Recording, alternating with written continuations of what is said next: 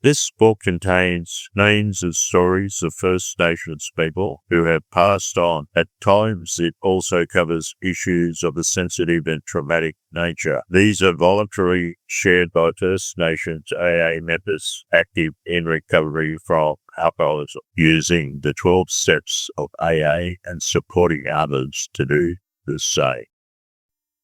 We acknowledge the passing of the member prior to the publication of this book. We acknowledge her service to AA and give thanks to her family for giving consent to share her story. Dot's story. Where there is despair, let me bring hope. St. Francis of Assisi Prayer. Hello, I'm Dot, and I'm an alcoholic. I am sober today by the grace of God, the 12 steps, and the Fellowship of Alcoholics Anonymous. I don't say that lightly because I hated God. I hated my drunken, violent father, and at times I hated my mother, who couldn't read or write. I hated all white people, and I hated Catholics. There weren't too many people left that I didn't hate. I don't know a lot about my mother's background because she was taken away as a child from her tribe, and I think my father was born in Yarrabah in Cairns. I grew up with a lot of anger, hatred, and fear, and I saw a fair bit of violence. Many times I saw my dad punching my mum up under the mandarin tree, and remember seeing him kicking her up the backside with his big hobnail boots, and Mum was 7 months pregnant. Those are the things I held on to because I didn't know how to deal with them, though, somehow, I managed to cover it up because I felt we were fortunate as kids to be able to go up into the gorge to swim and fish. On Sundays we had to go to Mass, which was in Latin and meant nothing to me. If for some reason we didn't go, I'd ask God, "Please, don't let me drown today." I was already building up a fear of him. We never had electricity, and we lived on cement floors in corrugated iron homes. I hated being Aboriginal. I hated being black. We used to get called bungs and black gins and get stones thrown at us. At school, the history book said so-and-so got speared by the blacks, and the kids would turn around and jeer at me. They said the blacks were primitive, and although I didn't understand what that word meant, I knew I felt less than. I hated being different. One day we had to form a circle, and one girl wiped her hands and said, "Oh, I'm not standing next to her." So I felt all germy. Nobody said it, but I felt it. There were times at school that I'd be getting cracked across the legs with the lawyer cane. I didn't dare to cry because I thought it would be a weakness, but my mind was saying, "I'll get you." When I was rubbing my knees trying to alleviate the pain, somebody said, "Oh, look, she's dancing." I hated that nun every time that she whacked me, especially when I didn't know what I was getting the cuts for. I always thought it was because I was black. That attitude followed me for many years. Even my own father would say, "Don't go walking through white people's yards, because if anything goes missing, black kids get the blame."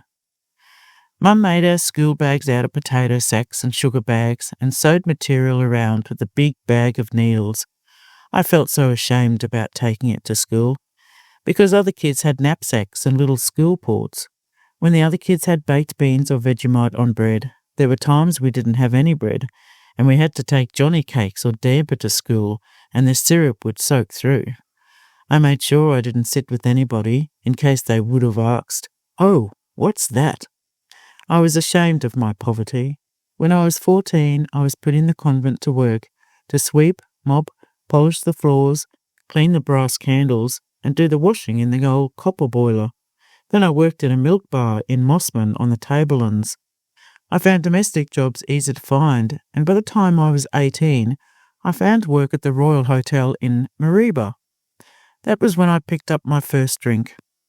One night a local club were having a meeting, and afterwards they shouted everyone in the room a drink. I thought I was a big shot too, so I had a shandy. I can't remember much of that night, but I know it felt good. I was surrounded by barmaids and cooks who would tell dirty jokes, but I was a good Catholic girl and I couldn't do that. But I learned how to do the same. That's what alcohol did for me. It opened me up and gave me that kind of freedom to be able to say those things and to talk and laugh.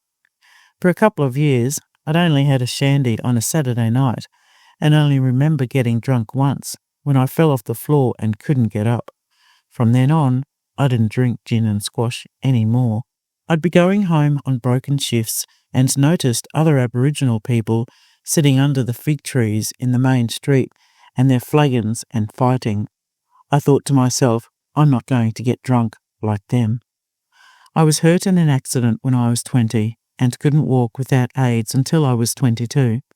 So I couldn't get a job until I was nearly 23, when I found work at a boarding school hostel run by a church group.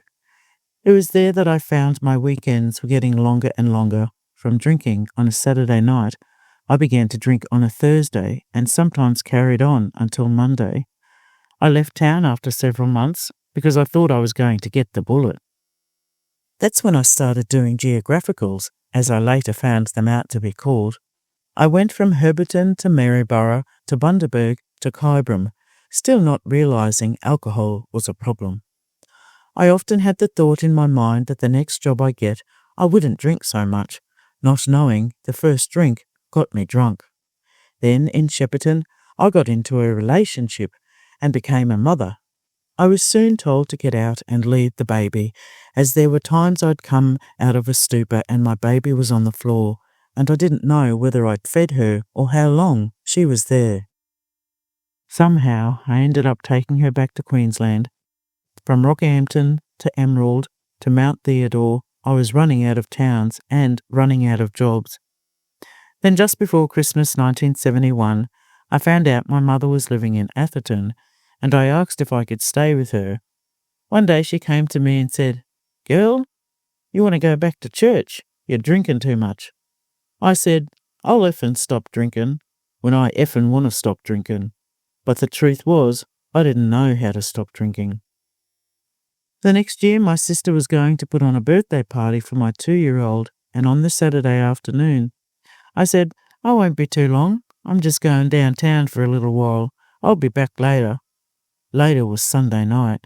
That was when the penny dropped. I used to see a little ad in the Cairns Post about Alcoholics Anonymous saying, "If you want to drink, that's your business, but if you want to stop, that's our business." I called the phone number and they put me on to a man who said they have a meeting on Saturday night. He asked me if I could not have a drink until then, and I said yes. That Saturday evening in April 1972, I got picked up for my first meeting. I didn't know what to expect, and when I got there were only men who were well-dressed, happy, had good jobs, with families and cars. I was the only woman and the only black person. I didn't identify with anybody at that meeting. I had an inferiority complex. I didn't think they'd be able to fix me, though I was hoping they could teach me how to drink without getting into trouble, because that was the second time I'd got locked up. Even though I'd been going to meetings, I wasn't listening and would only go for the cheese and bickies. Over the next 12 months, I only saw 2 other women come through the doors, but I don't think they stayed. I was trying to stop drinking and would stay sober for 1 or 2 weeks at a time, but always getting back on the terps. I found myself borrowing money off a priest, telling him I'd bring it back next week, and the next week I was in another town, still not seeing that this was a disease. I used to laugh, thinking it was my payback.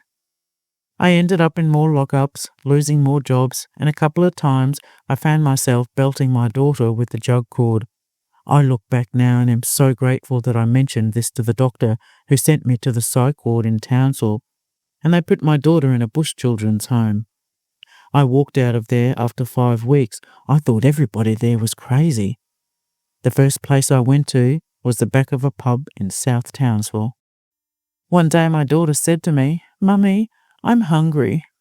All I could find was some leftover chips in the bottom of my bag from the night before. I looked back and see what this disease has done to me. At 10:30 one morning, I'm walking past a hotel and my daughter said, "Mummy, don't drink that awful beer today. I said, just let Mummy have one or two. Then I'd find myself getting swept out with the cigarette butts at about 11 o'clock at night. I look back and I think she could have been raped or murdered. I was sinking lower and lower. We were poor people, but Mum always kept us clean, and there I was in the parks with the same clothes on for 5 days. I was getting locked up and wetting myself. The self-disgust, feeling like a mongrel dog. I'd say to myself, never again, but it would always happen again. This went on, and by mid-1976, destitution and degradation had set in. I'd go back to the place I was staying and have a shower, but I still felt filthy inside. I couldn't get rid of that filth. I tried to blot it out by drinking again, to wash it away, but it was always there. By July that year, I believe I got that place on page 152 in the big book, that jumping off place. I didn't believe in a God, but on reflection, what was to follow was a spiritual awakening that would lead to my recovery. A social worker in Townsville suggested that I foster my daughter out to the home of her daughter and son-in-law after I'd left my daughter on her own and somebody reported her to welfare, and the social worker sent me to Bennelong's Haven in Marrickville. I got there on the Wednesday and was asked to leave on the Saturday. I can't remember going to the pub and getting drunk on Friday. I'd heard of the Salvation Army, so I rang them on the Sunday. I told them that I thought that I was an alcoholic. The officer said, well, come over. When I said I didn't have any money, they said they would pay for it. I thought I would con these people and that when I was feeling okay, I'd leave again, just like I did in all the other times. When I found out that I was the only Aboriginal there, it threw me a bit, but I had nowhere to go, and I felt okay there with fresh clothes on and something to eat. I switched off at every chapel service they had, and I didn't want to know about their God and their Jesus, because the God I'd learned about as a kid was going to zap me down to hell if I had a dirty thought in my head. One of the counsellors said after one group that there is art in listening, so every now and then I'd try and listen. We had a step every week and they used the big book, the 12 steps and traditions and the Bible. Every now and again I'd open my mind up to listen to them. I was so fortunate that they showed me the steps. One Sunday morning an officer was doing step 3 and said, whether we are alcoholics or drug addicts doesn't matter, because everybody has a cross to carry or a burden to bear. She said that if we asked our higher power to help us early in the morning and turned our lives over to his care, that he will take the heavier part of our cross and leave the lighter part for us. I could understand that. Another time on steps 4 and 5, the officer talked about these brick walls that we build inside ourselves. She explained the walls are filled with little bricks, and that brick by brick we could start working on them, and then the sunlight of the Spirit can shine through. We had to name our own bricks. Mine was hatred, anger, promiscuity, and other ugly things that I didn't ever want to see the sunlight and wanted to keep them buried inside. But I could understand what she was saying. At the end of that service, they played a song called Just As I Am, and I remember tears were flowing down my face. I was starting to feel something about the higher power that they were talking about. I didn't know it at that stage, but I came to know and believe that there is a God of love and forgiveness and mercy, and I found him through the 12 steps of Alcoholics Anonymous. It also made me realize that I had some work to do if I wanted to stay sober. I wanted to be a mother to my daughter. I look back and it is so degrading what I have done for alcohol. In 1978, I was able to get my daughter back and we came to Queensland. There were times when my daughter didn't want to come to meetings or I couldn't find a babysitter, so I had to stay home. I was worried because I had heard that if I didn't get to meetings that I would drink. But I was so glad that I'd heard the positive message that it would be okay if I kept coming back when I could. Sobriety was hard yakka and I never thought I would make it. Many times I wanted to give up. One time I really wanted to have a drink.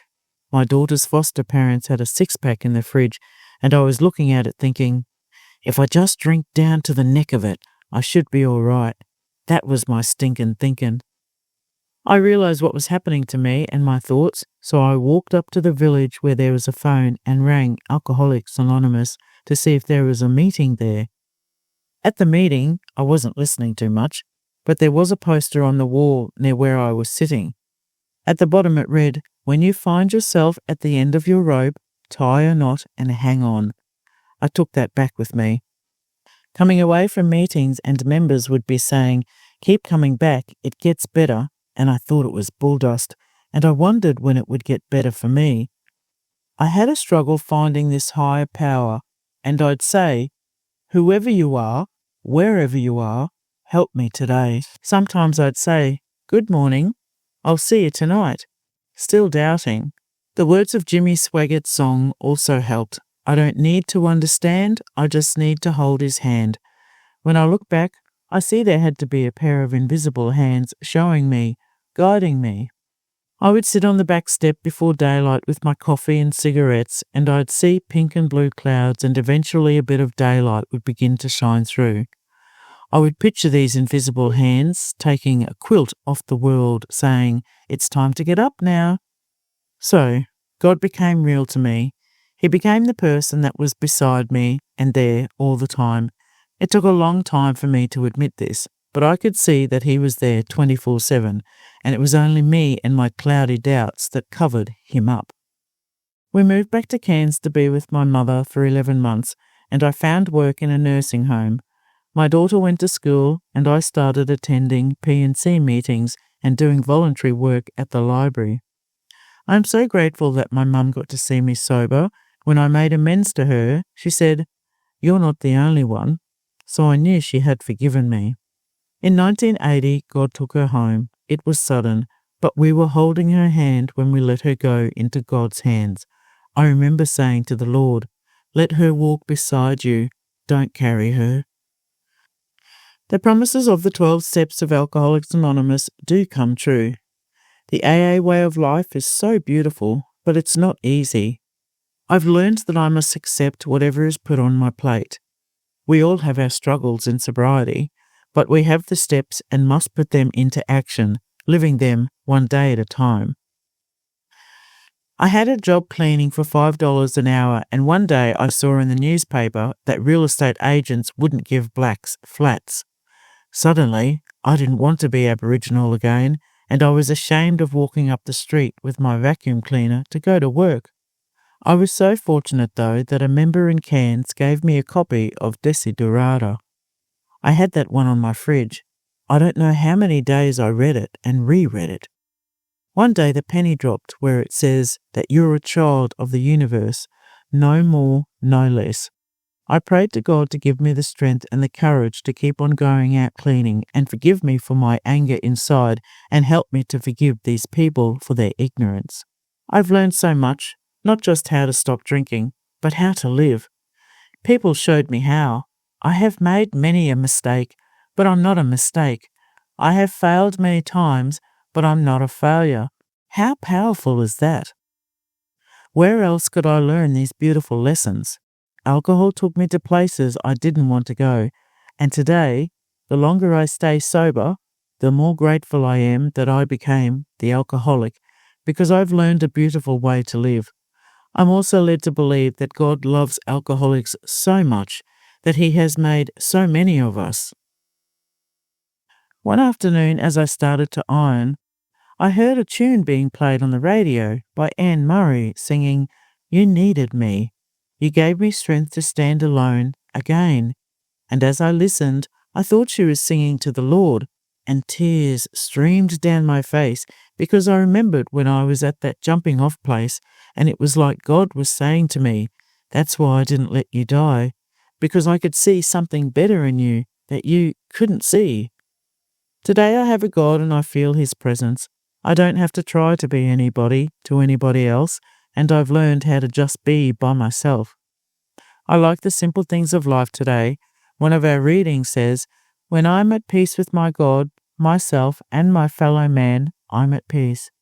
Today I don't have those millions of dollars that I thought I was going to have, but what I have got is what money will never buy. It's my peace of mind, serenity, and self-respect. I have done studies on and off for 17 years and finally got a degree in community welfare and have been overseas on 4 trips, one of which was the World International AA Conference at San Antonio for my 70th birthday, and I got to fly over the Grand Canyon. For my 40th AA birthday, I made a trip to Akron. That was powerful. I had been to New Zealand and Hawaii for the conventions and have been a few places around Australia for rallies and tag-alongs. I love Alcoholics Anonymous so much that I am so grateful. It gave me more than I ever thought it would. God willing, I'll never ever forget where I came from. Today, God no longer is a problem for me. Today, He is my friend, and I know I can't do without Him. So, I'll keep coming back. It is such a beautiful, simple way of living. I'd love to encourage anyone to give it a go and to be honest with themselves. Follow that big book because it is our guiding light. It's our blueprint for living. I wish every one of you the very best. God bless.